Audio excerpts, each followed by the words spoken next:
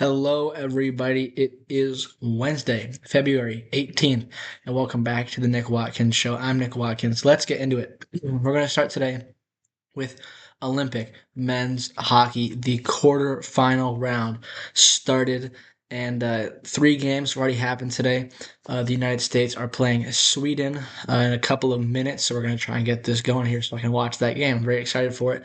We've had three games already going on today for the men's hockey, and two of them have been absolutely amazing. So let's talk about the first one, which was not the amazing one. That was the first one, Germany and Slovakia. Slovakia, the country that won Group B over Finland and Sweden.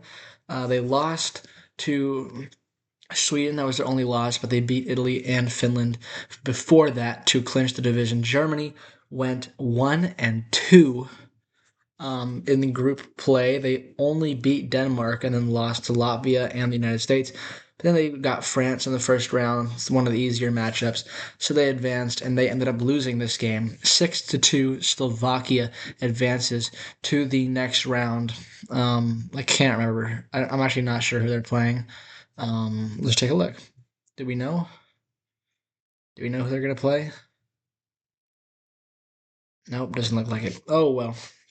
That's okay. Um, I probably should look that up though. But yeah, so Slovakia won this game. Slovakia has surprised me. I did not expect them to win win the group.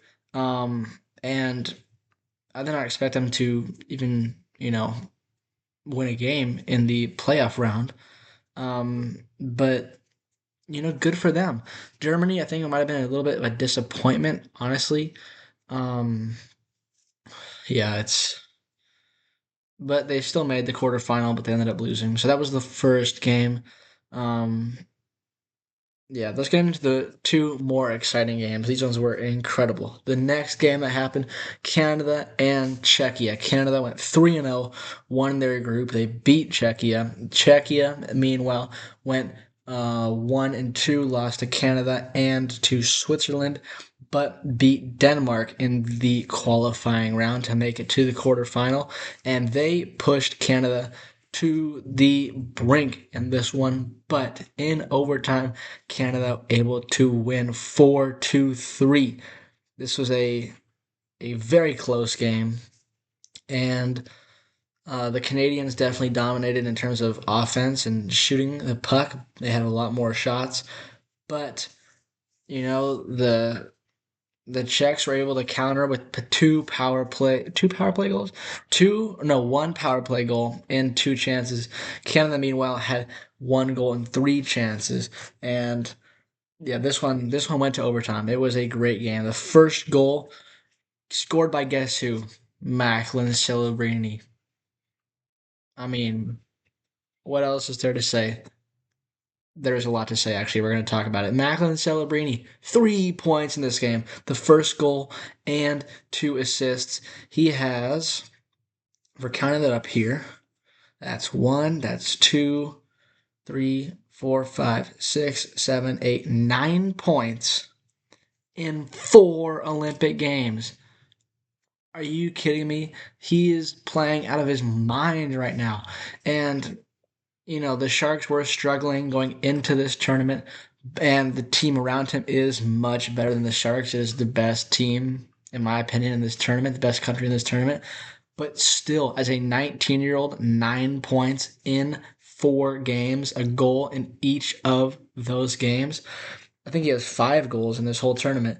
He's balling out on the national, not even national, he's balling out on an international stage, and people are taking notice and realizing that Celebrini, he's that guy. He is that guy. Other goals scored by Sedlak and Pasternak for the Czechs. And then McKinnon off of a McDavid feed tied it up at 2. Who is that? Alat scored the next one, make it 3-2 with 7 minutes to go. Then Suzuki with a game-tying goal through the 5-hole with 3.5 minutes to go. And then in overtime, Macklin Celebrini assisted Marner on the goal leading to a Canadian overtime victory. The first time we've seen overtime in the Olympics, and it did not disappoint. It wrapped up pretty quick, but it was very interesting. And a very good game. Canada advances like everyone thought they were. This is the first time Canada has looked vulnerable at all in these Olympics. They took care of business in every single one of the first games. 5-0, 5-0 against the Czechs, 5-1 against the Swiss, and 10-2 against the French. That was a blowout. But this is the first time they have looked vulnerable, and it's against one of the teams they already faced. So they haven't played anybody other than the teams in their group because Czechia was part of their group to begin with. So their next matchup will determine a lot in terms of how good they are. And it's the first time they've had to deal with pressure, but they ended up winning the game. So the next game just wrapped up recently. Another OT game. We got Finland and Switzerland. Switzerland went up first, and then they actually went up by 2. And then Aho got a goal. Heiskanen got a goal to make it 2-2.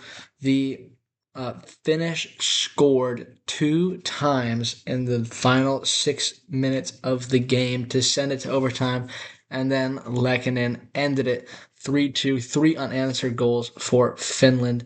It was pretty evenly matched in terms of shots. Both teams almost the same amount of shots, same amount of penalty minutes, and same amount of power plays, which nobody converted on. It was pretty evenly matched. I'd say Finland would definitely have the advantage there, but they almost lost. If they didn't score those 2 goals, that would have been a very different result. So they were able, though, to get those 2 goals in the late stages of the game and end up winning this one, eliminating Switzerland. Finland also does not give them, a boost of confidence going into the next round. They lost to Slovakia. They did beat Sweden, and they crushed Italy 11-0.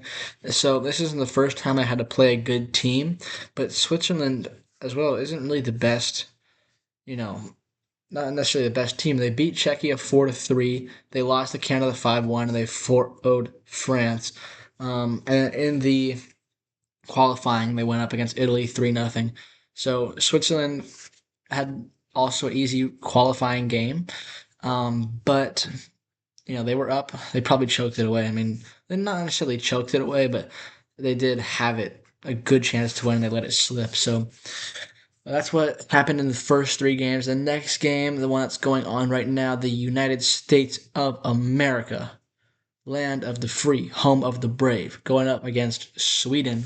Sweden has played a lot of games already. They've 5-2 against Italy, and then 4-1 loss to Finland. Then they beat Slovakia 5-3. Even though they beat Slovakia, they ended up not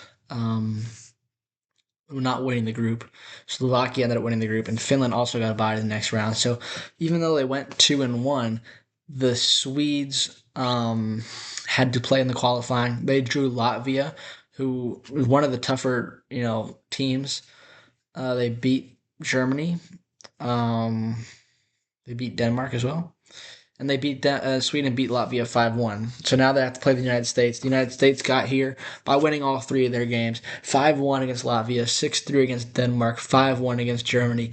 It was close at the beginning of all those games, and then they pulled away late and showed their dominance.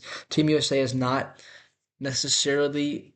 The Team USA has not had to play a good team yet. I mean, you could argue Germany, but Germany just lost, so... Yeah, they haven't really had to play a good team yet. Sweden is a good team, but it's not the likes of Canada or even Slovakia, and you could throw Czechia in there. I think I might take Czechia over Finland, but Finland is one who advanced. But besides the point, United States. This is a big test just to see how they're going to play in this big game, this big moment. We're gonna have to see. This is a big test. Just like the Canadians, this is the first time they had to play like a good team. Pretty much. I mean, Canada did play Czechia, but I think this could be the first time the United States get tested late in a game, and it's going to be interesting to see how they respond to that. if they're able to respond to that, or else the run could end here. I don't think it's going to happen. I do still have them going to the final, but gold medal run could end here if they don't lock in. So that is hockey. Women's hockey, I believe, is on Friday, and probably talk about that in the future. I do want to clarify some things, though. Tony Vitello's comments yesterday. I made a whole episode about that. If you haven't seen that, go check it out. When I finished talking about it, I felt like in my brain there was something else I needed to talk about, but I forgot. I couldn't remember what it was. Immediately after I finished recording, I realized what it was. So I just want to elaborate on that, the timing of it all. And I don't necessarily like blame him for this. I mean, if you want to see my previous thoughts on Tony Vitello's situation, or not situation, the comments he made a couple days ago, go check out yesterday's episode. But I do want to say that it was like a week into spring training. It was a weird time to bring this up, but I think the reason for that would be, he was triggered. It was something that he had to do the interview with Fox Sports, with Ken Rosenthal, who he was not happy with, and it probably triggered him, and he just talked about it right then and there. And once again, I just want to say that I don't think it's a negative thing, and there are some positive aspects that can be pulled from that, because it's a manager that's not afraid to speak his mind, which is a good quality to have, and it's someone who's going to keep it real, and he's not going to mask his feelings. He's going to give a straight answer, and I think that's great, especially for fans, and I guess for media as well, just to have to know he's telling the truth, and you can believe in him 100%.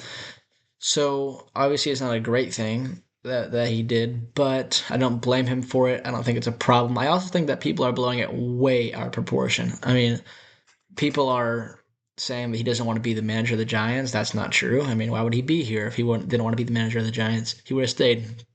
So a lot of people who don't necessarily have all the information are blowing it way out of proportion. I think that's false to do so. I would not agree with that. I think he is very happy to be here, and I personally am very happy to have him here. I mean, I think he's going to be great. There are definite questions about his experience level, which is none, and his qualifications, which are at the major league level in pro ball, no qualifications. But if you look at what he's done in college, this guy is a dog. Okay, and I think that's the kind of manager the Giants need. Is not necessarily someone who's so involved with the technical and actual aspects of the game itself, but somebody who can be a leader. And we have lots of those guys in the clubhouse: Chappie, Willie, Rafi, Webby. Sorry for those of you maybe listening to it. I said listening to it on 2x speed. Chapman, Adamas, Webb, and Devers. Uh, Willie, Chappie, Rafi, Webby. That's a mouthful there. But Harrison Bader, you could add to that list as well. He's got a veteran presence, kind of like a veteran Drew Gilbert. Robbie Ray. And I am really excited about our team, and I can't wait for the season to start, because I think we have a great team. There are some questions on the bullpen. Is the pitching staff strong enough? I think it's doable. It's good enough. It's serviceable. But there is talent all over the offensive side of the game, and with the defense is pretty good as well. Um, I'm just so excited to get going for baseball. And it will start on Friday, the first spring training game. The first spring training game for the Giants, however, is on Saturday. So that'll be the day after that. So I think that's all we have to talk about. I don't. Yeah, I think we're chilling. So yeah, that's it. I think NBA returns tomorrow. Yes, it does. That'll be the Warriors. I think every team will probably play. But yeah, Warriors hosting the Boston Celtics. We're gonna get off to a good start here, and we'll probably talk more basketball tomorrow. So we're gonna end today's episode though. Thank you guys so much for watching. I'll see you tomorrow.